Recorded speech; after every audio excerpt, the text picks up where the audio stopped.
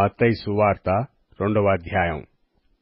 రాజైన హేరోదు దినములయందు యూదయ దేశపు బెత్లెహేములో యేసు పుట్టిన పిమ్మట, ఇదిగో, తూర్పు దేశపు జ్ఞానులు యెరూషలేమునకు వచ్చి, యూదుల రాజుగా పుట్టినవాడెక్కడనున్నాడు? తూర్పు దిక్కున మేము ఆయన నక్షత్రము చూచి ఆయనను పూజింపవచ్చితిమని చెప్పిరి.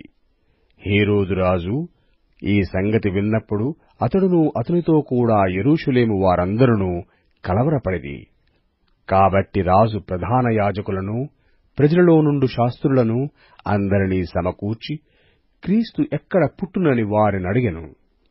అందుకు వారు, యూదయ బెత్లెహేములోనే. ఏలయనగా, యూదయ దేశపు బెత్లెహేమా, నీవు యూదా ప్రధానులలో ఎంతమాత్రమును అల్పమైన దానవు కావు. ఇజ్రాయేలును నా ప్రజలను పరిపాలించు అధిపతి నీలో నుండి వచ్చును అని ప్రవక్త ద్వారా రాయబడియున్నదనిరి. అంతటా హేరోదు ఆ జ్ఞానులను రహస్యముగా పిలిపించి ఆ నక్షత్రము కనబడిన కాలము వారిచేత పరిష్కారముగా తెలుసుకొని, మీరు వెళ్లి ఆ శిశువు విషయమై జాగ్రత్తగా విచారించి తెలుసుకొనగానే నేనునూ వచ్చి ఆయనను పూజించున్నట్లు నాకు వర్తమానము తెండని చెప్పి వారిని బెత్లెహేమునకు పంపెను. వారు రాజు మాట విని బయలుదేరిపోవుచుండగా, ఇదిగో, తూర్పుదేశమున వారు చూచిన నక్షత్రము ఆ శిశువు ఉండిన చోటికి మీదుగా వచ్చి నిలుచు వరకు వారికి ముందుగా నడిచెను. వారు ఆ నక్షత్రమును చూచి అత్యానందభరితులై ఇంటిలోనికి వచ్చి, తల్లి అయిన మరియను ఆ శిశువును చూచి సాగిలపడి ఆయనను పూజించి తమ పెట్టెలు విప్పి బంగారమును, సాంబ్రాణిని, బోళమును కానుకలుగా ఆయనకు సమర్పించిరి. తర్వాత హేరోదునొద్దకు వెళ్లవద్దని స్వప్నమందు దేవునిచేత బోధింపబడిన వారై వారు మరియొక మార్గమున తమ దేశమునకు తిరిగి వెళ్ళిరి.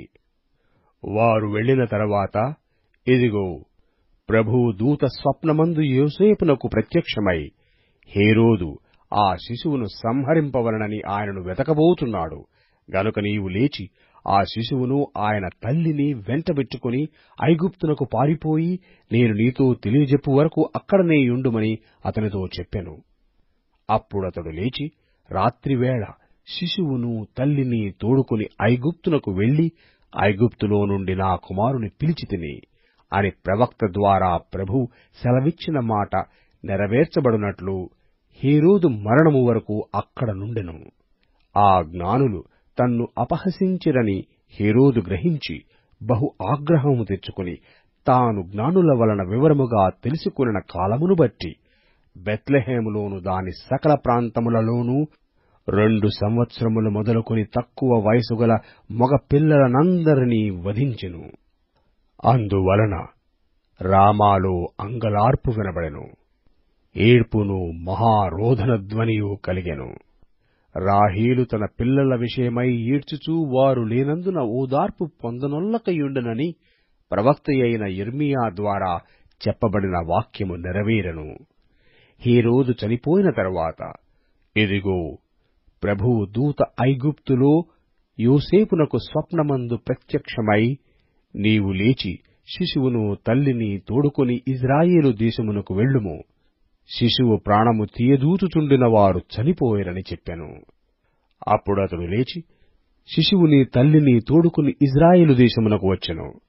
అయితే అర్కెలాయ తన తండ్రి అయిన హెరోదునకు ప్రతిగా యూదయ దేశము ఏలుచున్నాడని విని అక్కడికి వెళ్లవెరచి స్వప్నమందు దేవుని చేత బోధింపబడిన వాడై గలిలయ ప్రాంతములకు వెళ్లి నజరేతను ఊరికి వచ్చి అక్కడ కాపురముండెను. ఆయన నజరేయుడనబడునని ప్రవక్తలు చెప్పిన మాట నెరవేరునట్లు ఇలాగు జరిగెను.